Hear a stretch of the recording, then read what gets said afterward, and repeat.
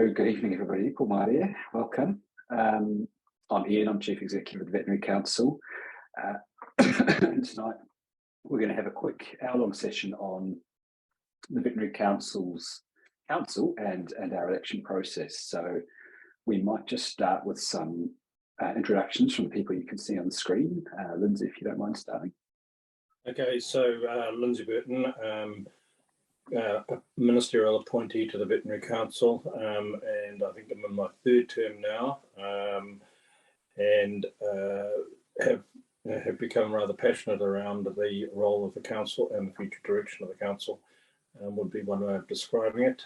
Certainly has changed over time, and I hope that is reflected in the sort of communications that you're now seeing from the council. So rather than just being a complaints group, which I think it was traditionally regarded as, it scopes much wider, and we can explore that as we go along. Thanks, Lindsay. Jenny, you're next on my screen. Kia ora koutou. I'm Jenny Weston, and I've been on the council since 2016. My position is, it's in the legislation that the person who's in charge of the BVSC program at Massey is automatically a member of the council, so I've not been elected. And Tim Parkinson was my predecessor, so when I took over as the academic dean at Massey from him, I joined the council. So been there for quite a long time, probably second longest standing, longest serving with Lindsay, I think. Thanks, Jenny. Julie? Yeah, kia ora tātou. My name's Julie Everett-Hanks. I am a ministerial appointment to the Vet Council. I'm on my second term now, and I'm a non-vet. So, and Zach, I think, will introduce himself just after me, but I'll let Zach go now, but happy to talk about that too. Thanks, Julie. Over to you, Zach. Sure. So as Julie says, I'm the second ministerial appointee as a lay member by Minister for Primary Industries or Agriculture. And I suppose, like you say, it's not necessarily an elected position as we're talking about today, but more of a back office appointee position as a lay member to ensure that we've got an objective lens from more of a public lens of the world and lay of the land to ensure that the council doesn't have any sort of groupthink and things along those lines with vets in isolation, I guess. Thanks, Zach. And Seaton, last but not least.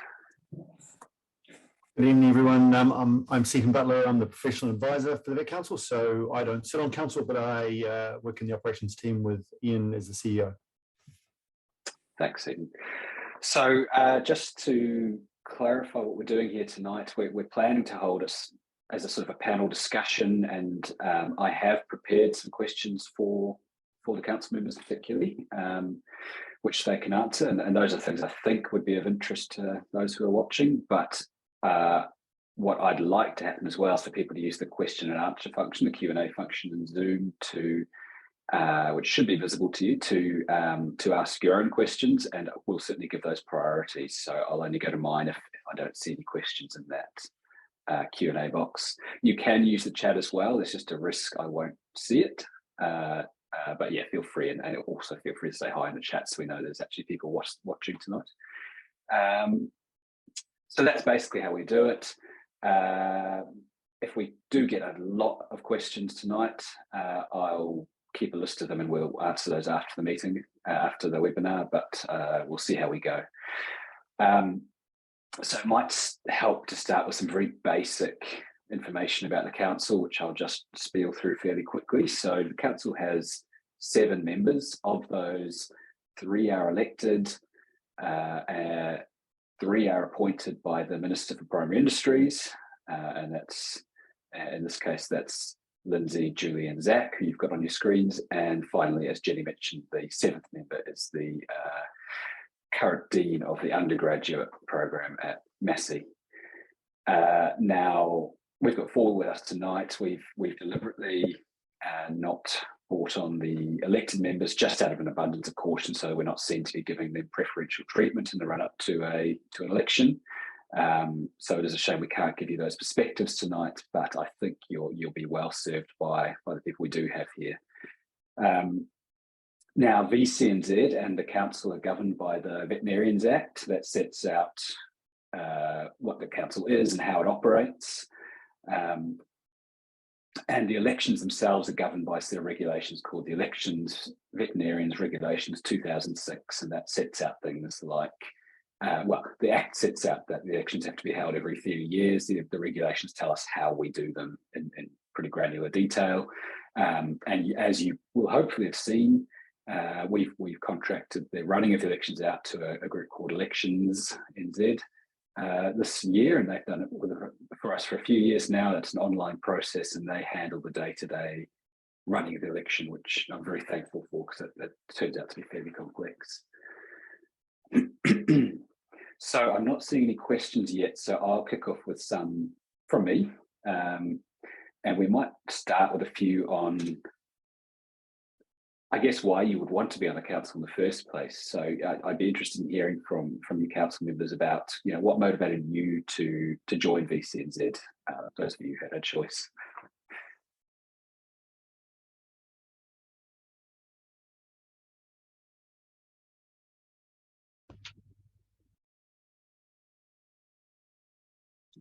Julie, you've unmuted. It looks like it's up to you first.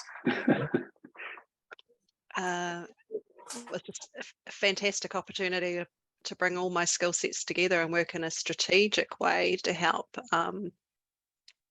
better the profession and help support the profession.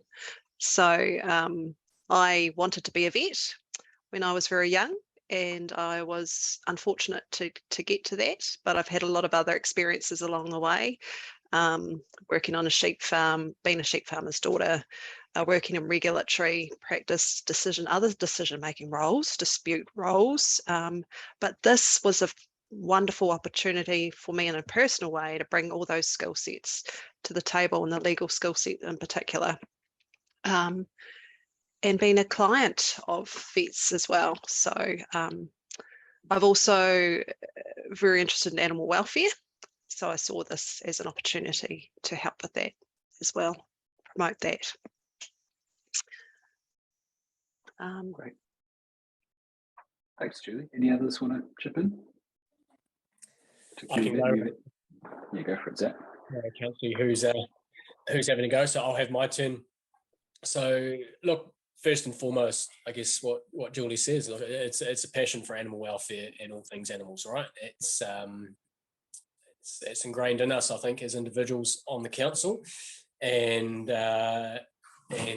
personally having a hand in what might appear to be any sort of injustice or malpractice. Not that we see prevalent cases of that, but it's certainly something that's close to all our hearts. So I think that's the passionate line that draws us all in for what it is that we do, and ticks a whole heap of other boxes of things that we're passionate about. Julie, it's law. For me, it's governance and the agricultural industry as a whole, in terms of the wider ongoing policies, and being ahead of the curve as to where things might be going, and where Vet Council lies on that spectrum as to the part that we play in that. And it just seems like I think it's a very natural fit for those who are, one, passionate about animals, have some governance experience, or are passionate about taking the next step to being on the council with their professional backgrounds. And again, yeah, for me personally, having executive leadership and other governance experience, all the stars seem to align, and I felt it was a very good fit to be a lay member. And I'm the first to put my hand up and say I'm actually not a veterinarian, but you need that on board, certainly as you represent the public side of the lay of the land as well. So a lot of vet jargon that goes on that you guys will understand a lot more than me, and I have to put my hand up and ask, what does that mean, and can you explain it in exactly that layman's terms, so I can have an appreciation as to what that means in this particular example or cases going forward. So that would be my side from me. Oh, thanks, Zach. That's helpful. Lindsay, Jenny, any comments? Yes, I'm happy to speak up. I didn't really have a choice, but it wasn't an onerous thought of being part of the role of my job at Massey to come on the council. I had a very long period of time involved with NZVA on the board and a term as president and on the DCV committee for a long time. So it was really seeing things from a slightly different angle and a different side. I guess I didn't know too much what I was getting into, but the induction process was really helpful and good, and it's possibly stealing some of Ian's thunder from later. But it's just been a really great group of people to work with. We've had various council members come and go over the years that I've been on it, and just generally just trying to provide a perspective from my experience, which was pretty generalist, although dairy practice, as to what kind of things happen in practice and standards, and that it's just been reassuring that everything's sort of trying to be an educative process rather than punitive. And yeah, just hoping. I think we've made a lot of progress in recent years about how complaints are handled and the perspective that the council takes on things. So I see it as a positive role rather than the police, and that people need to be scared of us.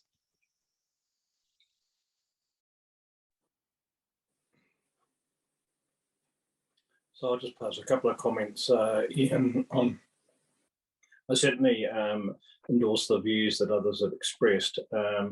And I said, and when joining it, I wasn't quite sure what I was letting myself in for. And I gave it a very short timeline in terms of engagement from a personal perspective, unless being involved was going to be with a group that was actually going to make a difference. I think where I see it is not only as the council, but the standard setting role, but it's the strategy, it's the forward looking, and it's providing that leadership to the profession. And that to me is critically important in times where we've been got significantly changing standards and public expectations, as well as some of the challenges that we've had around disease outbreaks. So looking forward, I think we need to ensure that we've got a strategy which we have and which we engage others on, which is going to take the veterinary profession in New Zealand forward in a way which means we've got a vibrant profession rather than just trying to deal with the here and now issues that we've got. So I endorse the comments. We've made changes, but I think also it is about showing some strategic direction, and that direction fits in my mind with not just the standards the profession maintains, but also the public good, because there's an expectation there around the profession being in a position to be able to deliver really high quality services going forward. So that's where I come from in this regard. Thanks, Lindsay.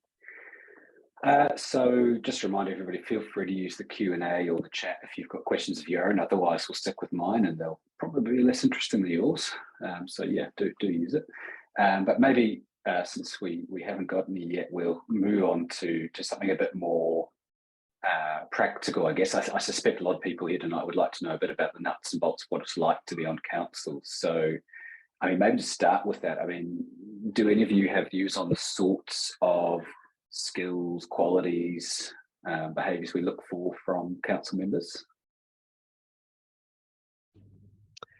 Yeah, I'd like to talk about how we have really respected and trusted debate. And I think you really need to have some skills that consider other people's views, other people's perspectives, really great listening skills, but also confident enough to put your views forward. And because the way that the council is set up, we're extremely fortunate that we all have the opportunity to speak and to be heard. And that's a fantastic opportunity. So what I particularly love seeing is coming together as a team and making that collective decision, but knowing that we've all had a say in that, and all of our views are being considered and debated thoroughly. So yeah, respect for each other, trust in each other, that also those we can be honest about what we say as well, which is really important, and being extremely fair in our decision making in that as well. So we come to the table non-conflicted, which is really important, and have a lot of and take privacy and confidentiality and all those things with the highest, utmost respect. So yeah, those are some really key attributes to bring, I believe. Thanks, Julie. Others got thoughts? Yes, I'd endorse that again, and the going around the table and getting everyone's point of view is important, and perhaps when I first joined wasn't as easily done, and as an introvert I would often kind of hang back and wait for my chance to say something, but occasionally, you know, you read documents before the meetings and you go in and I might have a point of view and then somebody says something else and you think about that and you go, oh, actually, yes, I hadn't really thought about that. So being open to listen to others. I don't think we've ever had to take a vote on, well, we always pass motions and things, but I don't think we've kind of had an occasion where we've had people voting against and the majority carried things. We work through things to consensus, and just, yeah, people from wide and varied backgrounds. It's not all veterinarians, and our lay members have always been great additions to the team, and also input from our legal team within the office. Thanks, Jenny. We're blessed to have a question. Thank you, James, for pitching in. A couple of questions at Jen, and this is what I was going to ask anyway. I mean, what are your, as council members, what are your views on what is the time commitment like? I mean, we say in our documentation somewhere it's about 20 days a year. Does that sound accurate, more or less? I think it depends because there's some subcommittees and things. I would say for me, it's probably been significantly less than 20 days for a year. I'm not on the Finance and Risk Committee. I'm on things like registration and health, and that's mostly dealt with by email, but Ian will be able to advise the number of days of meetings. I guess through COVID, we had everything by Zoom for a period, and we're probably continuing to have a mix of face-to-face and Zoom to be more efficient and effective, and it saves a wee bit of money, but obviously you get the best discussion. There's a few hours of reading documents in advance. For the role I've had, it's probably been somewhere between 10 to 12 days a year, but it could be more if you're on some of the committees that are more active and have higher commitments. Yeah, we'll say Seaton's a bit of a hard taskmaster, right, with the Professional Standards Committee. He keeps people busy. Yeah, he does. And so I would probably endorse that 20 days. I'm on the Professional Standards Committee. Yep. But it's for good reason, isn't it, Seaton? Absolutely. We'll defend it to the bitter end. Yeah, I think there's a variation, and it does, as people have said, it depends on what committees you're on in addition to it. I think one of the key points that we would make is that I believe we've now got a fairly polished process that ensures we're actually either dealing with some detail in committees, but we're staying out at council level, we're staying in the governance space and not in the operational. All too often, in my experience, people in governance roles tend to dive down into the detailed operational area. That is what we have a very skilled team in the office, headed by Ian, to undertake. And so our role is to ensure that we have got the right policy settings, we've got the right strategies, and that it's an overviewing role in that regard. So it doesn't get too onerous in my book, but I think it's important just to be clear that this is a governance role primarily. I don't know, Zach, whether you've got any comment on that area, but certainly it has had on occasions got down into some quite detailed operational areas, which is no longer where the council goes. I would say an important distinction here along the lines of 20 days for those who are interested is to remember that that's not 20 days bum on seat around board tables. That, you know, we have, Ian, I forget exactly, what do we have, 4 in-person catch-up a year, along with, depending on what we might be dealing with at the time, there will be different Zoom or Teams meetings and then subcommittee meetings. So in terms of the bones that hold it together, there's 4 meetings, some of those are 1 day, some of those are 2 days a year. So it's not, if you're worried about the actual, how do you fit that into your work, it's not like an onerous a meeting a month, for example, where you have to be out of there. It's generally, my experience on the Finance and Risk Committee is that you can have anywhere between a 1 or a 2 hour meeting a month or bi-monthly, depending on what the issue at hand might be at the time. So that's how I would look at it, rather than to scare people off thinking there's 20 days of flights and board tables that you have to manage life around.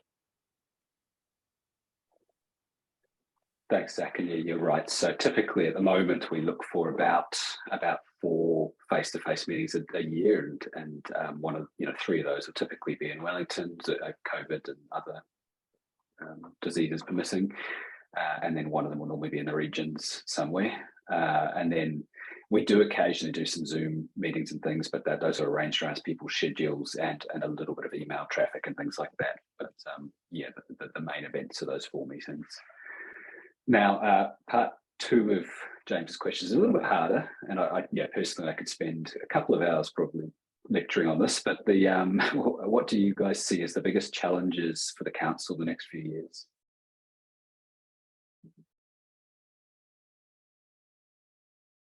Easy question, right? For the council or for the profession? Well, you could answer either, Julia. Are they one and the same, or are they different?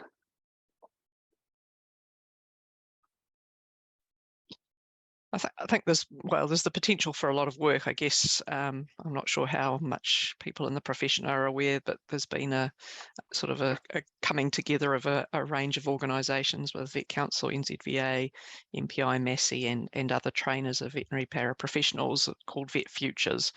And so I'm on a number of working groups for that. I think it's very exciting thinking about what we can do to try and plan for the profession in the future, but that probably does get me up to the 20 days thinking about those committees. I think telemedicine, veterinary shortage, I think we're very keen and have been for quite some time to see registration of our paraprofessionals or our other veterinary professionals who we work alongside. I think that's got some scope to make some big changes.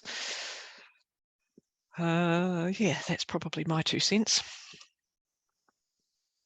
Thanks, Jimmy. I can have a go now if no one else is pushed unmute at the same time. Remembering that it is an organisation that has the general governance principles, so you've got finance and risk, general governance dealings of structure, strategy, and overall performance. So it's not all about vet cases that and beyond the horizon strategy thinking. So there's a lot of that, which is important. And then that's really the base to, if I take a micro inwards looking lens of what are the issues for council, we just look at that from a board perspective, and then you've got the general board dealings as any other business of succession and continuity and things along those lines, with different people entering and exiting depending on their term on the board, is things that we're aware of and working around is probably what I'd have to say on that one. I think there's one other perspective I'd just like to add, and that is around eligibility to practice in New Zealand, and the fact that we've got arrangements with overseas countries, and they are constantly under challenge, and we've got the registration, we are involved through ABBC, which is the Australasian Board Council, to approve all the standards that are set for schools and the accreditation of veterinary schools. So alongside that, though, sits constant requirements for people to try and enter New Zealand with various qualifications. So there's an ongoing piece of work that is there around ensuring that the graduates, or the people that are registered in New Zealand meet the standards that we would expect, and also that our relationships with other professional bodies offshore are at a level where there's an element of trust and also a feeling that we have a profession that's operating to a very high standard. I'd also like to add that I think we've got a real challenge leading the profession with public's expectations, improving and increasing more with pets and challenges and you know, views on food and climate change and environmental changes and things and as well. So I think there's a huge, I think public's expectations, my perspective, public's expectations are getting higher, and that's putting vets under more and more pressure. And so it's how we lead the veterinary profession through that while still safeguarding the public as well is really important, and ensuring that we have got a sustainable, trusted leading profession for the future that covers not only the public's demands, but also all their biosecurity issues and increases with other challenges around antibiotic resistance and all of those things as well. So it's really multifaceted and quite complex. But at the end of the day, it's really, yes, how we best support and lead the profession through those increased pressures and challenges, I believe. Thanks, Julie. I think that's a really nice summary of nice is probably wrong, but a good summary of the of sort of the multifaceted challenges I think the profession and therefore the Veterinary Council face right now. You know, right in front of us, we've got you know, we've got a shortage, we've got changing societal expectations, we've got changing client expectations, and we've got some difficult discussions to have with the profession in the next few years, I think, around things like after hours and service delivery models and technology and a whole bunch of things. So yeah, my 2 cents is that, yeah, there's a lot to think about. And, you know, I think one of the benefits of coming onto the Veterinary Council, you know, after these elections is that you get a real chance to shape those standards and to engage with the profession on some of the really fundamental issues that are going to, I think, change how veterinarians work over the next 20, 30, 40 years. So we've got some more questions, so enough from me. So Crispin, evening Crispin, says, with such an amazing looking and talented board, what skills or attributes could a new member look to bring to strengthen this group?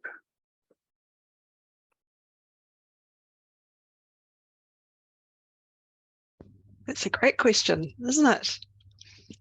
I'd like to interject and say, because it's Crispin and we have history, it's the dancing skills, Crispin. So for anyone who's a recent graduate and who's been through Vet Start, they will know, as Crispin does, that dancing's a very important part of veterinary school at Massey.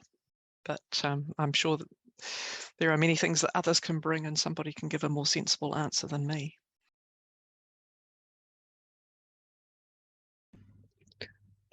We're always open to different perspectives, aren't we? And diversity, different ways of thinking. What other skill sets, guys? Yeah, diversity is a big one. Look, while others think perhaps, I mean, I'm in a slightly different position that I'm not on the board, but you know, I'm supported by the board, I guess, and I guess what I expect from the council is to be questioned and challenged and to be given vision. And I think exactly what Julie says, you know, that the best attributes people can bring are diverse perspectives and viewpoints and a strategic mind that really challenges what Veterinary Council is doing and pushes us to do better. That's really unspecific and vague, so hopefully others have got something nice and specific to talk about.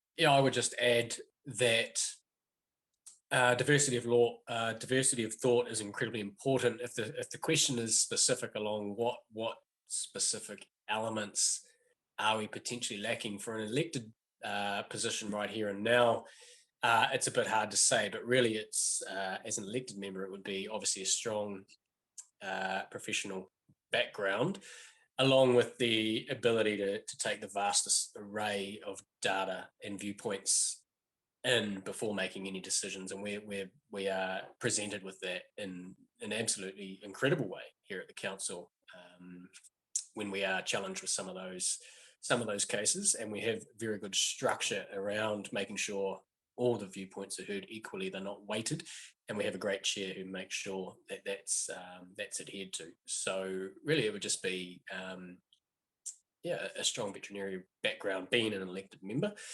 We've got diversity in terms of the regulated public side of things. So if anyone thinks that they have any value to add there, I would absolutely encourage them to step forward.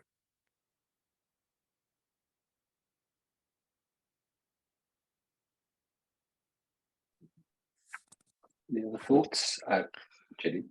Just kind of going back to saying what we liked about council. I think, you know, we've got a really great way of working and respecting other people's opinions and feeling safe to share your viewpoints. So somebody who is keen to step in and fill their role within the team of being able to listen, being able to think about things and put forth their ideas. And yeah, I would hate for us to see the feel of the council go backwards in that area. I'm pretty sure it won't. So that would be it. I suppose one other thing is, you know, for those who are interested in putting their hand up, to remember that it's, you know, it's not the Vet Council itself is actually not a huge organisation. So if someone thinks, oh, well, I don't have a perfect background with other governance positions on big organisations, etc. I mean, the council itself would be no bigger, I wouldn't imagine, than any sort of vet clinic out there. So it's not an absolute big company that with layers of management and complexity that's hard to get your head around. It's actually very it's rather simple in terms of the board context, and there's a lot of guidance and help and quick inductions along the way if there's any gaps, and management and other board members are pretty quick and happy to help you out along the way if there's anything that you don't understand. But as an elected member, you'll understand the jargon probably a lot better than us lay members in terms of how the world works at that end. So I imagine you'd be very quick starters in that space. But it's not a massive business that you need to be scared of at the same time if you think you're not up to it.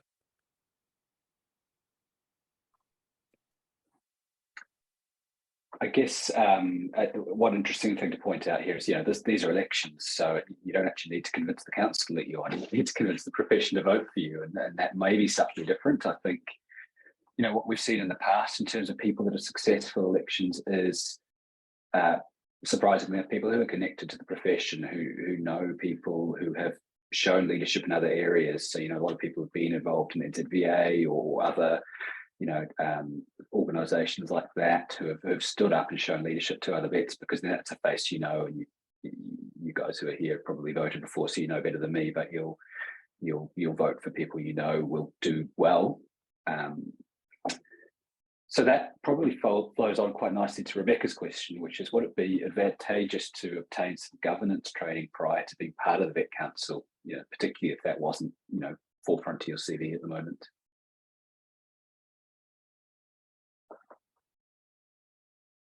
I don't really think it's necessary. We were all scheduled for 2020 to go and do Institute of Directors one-day course in governance training, and COVID sort of delayed and deferred that repeatedly. So I think being able to follow instruction in the induction process, there is discussion around governance versus management. And I think that's one good thing of being on council, is you learn and develop those skills, and training can be provided externally if it's needed. Sorry, Lindsay, you can go. No, I think I absolutely agree with you. I think it is about the strategic thinking. It is around taking the approach of understanding what the big challenges are. So it's not a must of having governance training before. Certainly there's strong guidance provided as we go along, and I find people very willing to help in that area and clarify issues, and obviously the external support through student directors is also available. So I wouldn't put that as a barrier when considering it. I think the important thing is, in terms of those that are wishing to stand, is to articulate your vision and what you believe you bring to the role in front of your peers. And I think that's really what is important. And that's what obviously we seek as people that are taking that sort of role, along with obviously making sure that the right boxes are being ticked operationally, that the staff are delivering what is expected. It's also probably of note that we are looking at legislative change. So we have the Veterinarians Act, but we're looking at that in terms of its appropriateness going forward as well. So there is a work stream dealing with that. And that is in part addressing some of the strategic issues that are confronting the profession, like registration of paraprofessionals and others that obviously may influence the future direction of the profession. Thanks, Lindsay. And Rebecca, I mean, my perspective on that is, what the council members have said already is emphatically true. And I'd only add that, if it's something you're thinking about anyway, it doesn't do any harm. It probably it has the potential to be advantageous. It has the potential to be seen in a positive light by the voting members, and it's certainly a perspective we aim for with Vet Council, is having a really strong governance perspective at the council level. So it's certainly, if you're thinking about it, I'd say go for it. I think it's a great thing. But like as the others have said, it's not the be all and end all. Okay, no other questions from the audience at this stage, so I'll jump back into my very long list.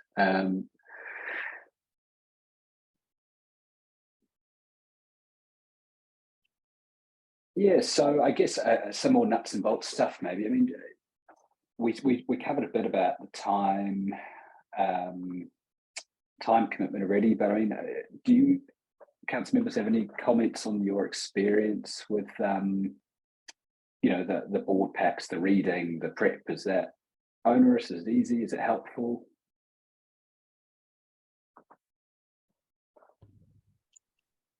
I think it's reasonably easy. We've had various systems and packages and software, and I think we've kind of settled on something that's working well, with the documents needing to remain confidential and things like that. But the papers are all put together, and there's sort of clear summaries and outlines exactly what's required as this needs a decision.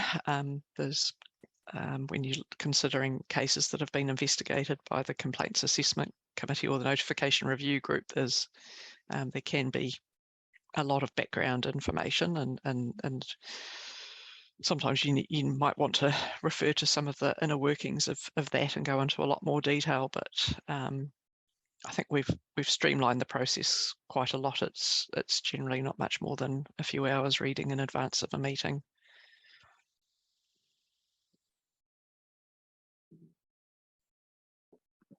Thanks, Jenny. Others got any thoughts? I fully support, what Jenny said.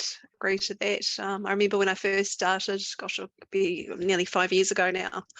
First joined, I should say. I got quite a surprise at one of my first packs. I think it was quite hundreds of pages, but it has become very streamlined over that time, and which is great because it means that we can be quite focused on the decisions that are needed at hand without going too much into the detail. But we can go into the detail if we need to or think we need to.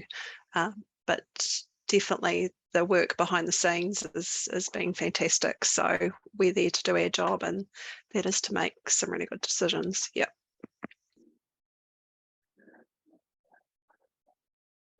Thanks, Julie. So, yeah, sort of more about the council experience, I guess. I mean, do you have any of you have any comments on your experience of how the council operates and sort of respect its members? And I'm thinking about things like the culture within council and group dynamics.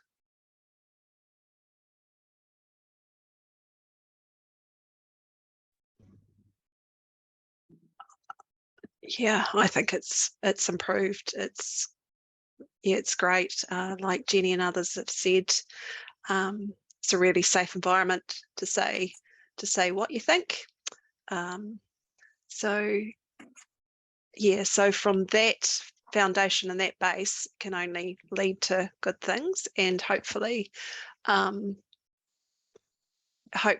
professionals see that in what we produce and the outcomes that come out of the Vet Council as well. So yeah. Perhaps a little bit more sort of nuts and bolts things. So we've got coming up in a couple of weeks a one-day meeting. So when we're meeting in Wellington for a one-day meeting, we generally arrive late afternoon, evening before. There's usually a dinner, and the staff in the office are invited along to that. And so that's a nice way to chat informally and get to know how things are going on in the office. The daily rate or honorarium or whatever for your days away from work is not super flash, but that's kind of set by government. And I guess maybe one of the perks is that we generally go to a reasonable restaurant, and we generally stay at quite a decent hotel. So it's all fairly makes life easy. Obviously, your travel expenses and stuff are paid. I've enjoyed the fact that we do go out to the regions, and so once a year we do go somewhere else and have a meeting on the evening before for local veterinarians to come along and ask questions and to give a bit of a presentation about what's happening. So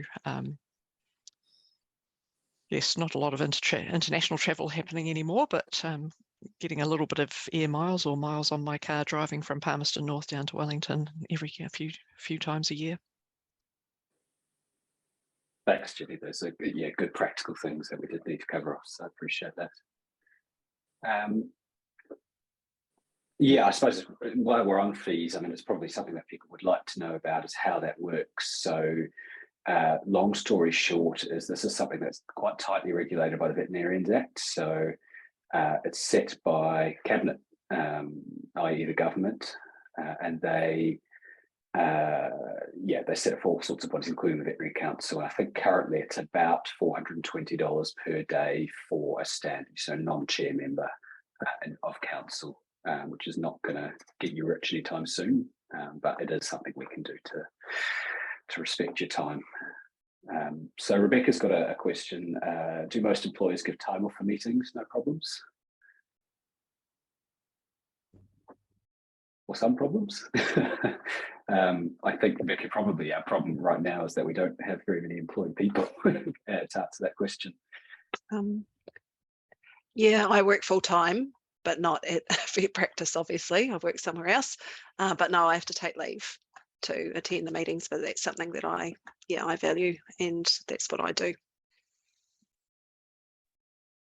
Massey's a good employer, and I just put it in my calendar and take the days. It's not on annual leave, but I think that will depend on your employer and their views on this as something of value to them.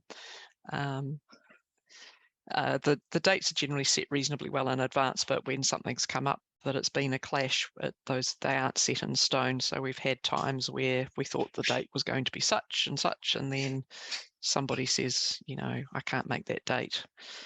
And we look and see if there is a date that everyone can still make. Most of the time we have all the council members attending, but we don't necessarily always have everyone. So you know how hard it can be to get a date that suits everyone. Yeah, thanks, Jenny. That's right. I mean, I think we like to think we're very important, but we also recognise that other things are important too. So we can move dates and we can make arrangements, especially during COVID and things. It's not been uncommon to have a council member or two attend by Zoom if necessary. Obviously, that's suboptimal, but it's certainly better than nothing. And that can be for a variety of reasons, including other commitments. What I will say, excuse me, is I'm just thinking about previous and current council members who are employed veterinarians and also people in our committees. And what we typically see is it's not a problem. And, you know, I have had conversations with employed vets on committees, you know, where they say, look, their employer recognises this as a service to the profession and they want to get behind that and endorse that. I mean, I can't guarantee every employer will feel that way. In fact, I can probably guarantee some won't, but yeah, it is more common than not, from my experience at least, that there is some support for what the council's doing and giving some time to that.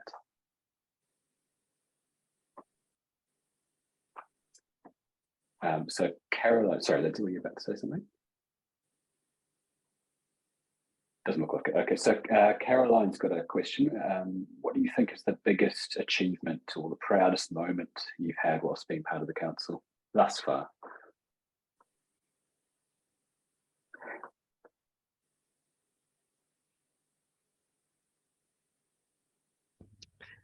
For me, it's been the wellness initiatives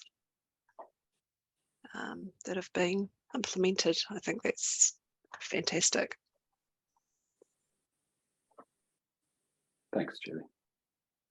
I've probably seen some things from a bit of a different side that certainly when COVID first hit, I was kind of attending from a Massey perspective, but we were having daily meetings, Vet Council, NZVA, Massey and MPI, just talking about the issues facing the profession and how to manage clients coming into the clinic, and if somebody had a referral from Wellington, could they come to Massey, and all those kinds of things. So I think seeing the main bodies that lead the profession come together and work so effectively was great. And, you know, then it dropped back to 3 times a week and then twice a week and weekly. And yeah, so yeah, just being able to have that involvement and feel that we are actually making a positive difference to the profession.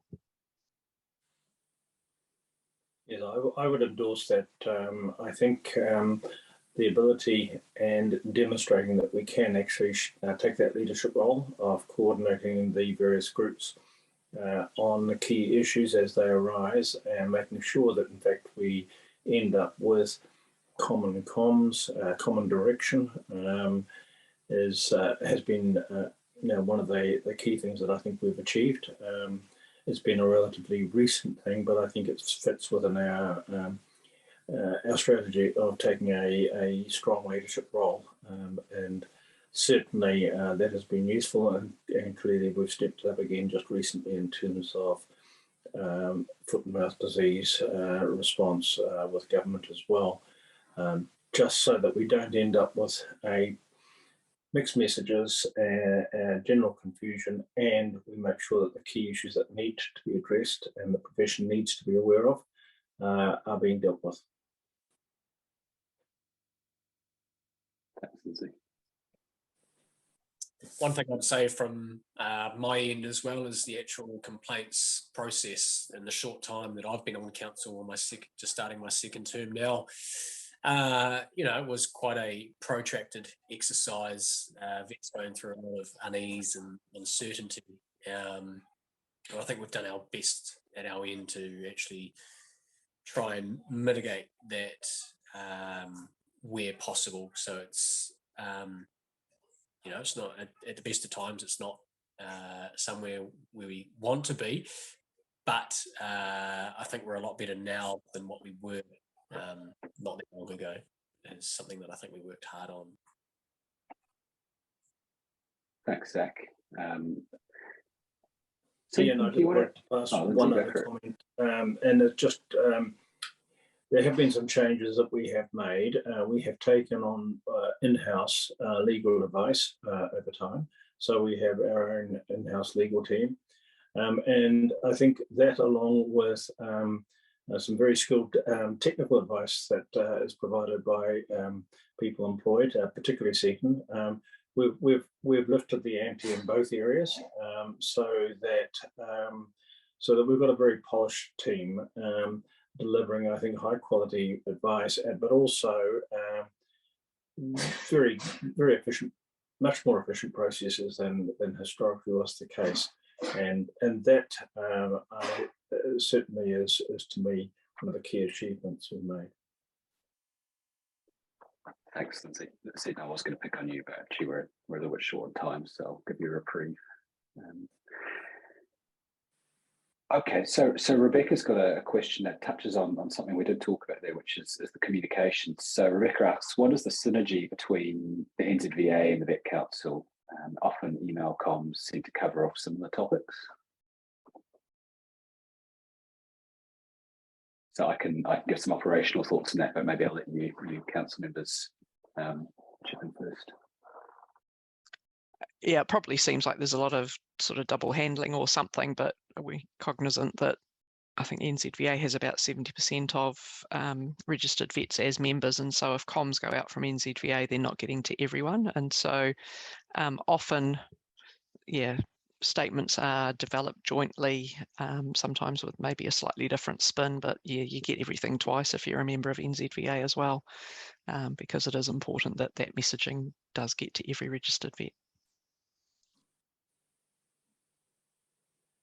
I think we have a process which tries to ensure that we are saying the minimum that people need to know. It is concise and it is as rapid as we possibly can make it, but it meets the needs. And clearly there's collaboration with NZVA, but also with MPI. So we're actively working with the comms across that wider range of groups, and that includes Massey as well. But we tend to try and take that 100% leadership role in making sure everyone is informed as best we can. Thanks, Lindsay. And yeah, certainly operationally, I mean, I think, Rebecca, this comes from, you know, it was a lesson learned in the early days of COVID, particularly, but something that existed before that, obviously, is that, you know, a danger when you've got a smallish profession and different bodies trying to communicate with vets is that if you're not careful, you get very mixed messages, so or conflicting messages, and that just wasn't helpful, particularly in COVID. And now, even now, with other challenges facing the profession, what we found is that where we can agree and where we can send a clear message to the profession, there's benefits for everybody if we do that. Now, as others have said, we might have different takes on things, we might have a different perspective, but there's some core information that we can share, and that does, in my opinion at least, that's good for the profession. It provides some clarity where otherwise we might have confusion, and that's the real reason behind it. Day to day, we work with NZVA. We don't you know, we're not the same, and we do take different perspectives on things, but we again think it's useful to keep each other filled in on what we're doing and talk. And you know, obviously we're dealing with very similar challenges, so I think again it's a close relationship for the good of the profession, I hope.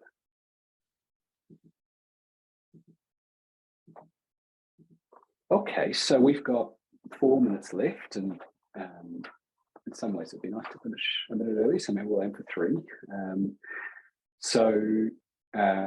Look, I think we've covered off a lot of the nuts and bolts of what it's like to be on council, you know, the time commitment and fees and the sort of number of meetings we have. What I will say is another important thing is that you don't just get dropped in and expected to perform on day one. This is not how we work. You know, the elected members, or all members coming on, get a thorough induction, which talks about our role, gives you a very in-depth briefing of how we work and what we do, and also some basic governance training and expectations of how council meetings will operate. And then we do have a budget and a system for ongoing evaluation and training of council members. So it's something we could always do better, but it is something we work on, is keeping council members, keeping the council as a whole, ensuring it has the skills it needs to have, and filling those gaps where we don't necessarily have them or where we could improve. Aside from that, I will say I think we are currently in the nomination season, so if you're interested in nominating, you should have received some information about how you do that, and we'll certainly circulate that again via email in the coming weeks. If you're thinking about it, strongly encourage you to do so. If you're a bit more on the fence, please feel free to give us a call, either in the office. Seton and I are very happy to talk about it, as I'm sure our council members, if you know them. Jetty particularly has put her hand up. We'd love to talk to you about what it's really like, answer any questions you have, even give you a bit of a thought on whether you're ready for that, if that's a question on your mind. And yeah, we'll be opening up the elections themselves after nominations close, I think in October, and we will have a final result by December. So we'll start the new year with the elected members in place. So yeah, that's about where we're at. So again, yeah, thank you very much to everybody who came tonight. I really appreciate the questions and the engagement. Yeah, and we'll be looking to hold a few more webinars on other interesting topics this year. So yeah, looking forward to seeing you again soon.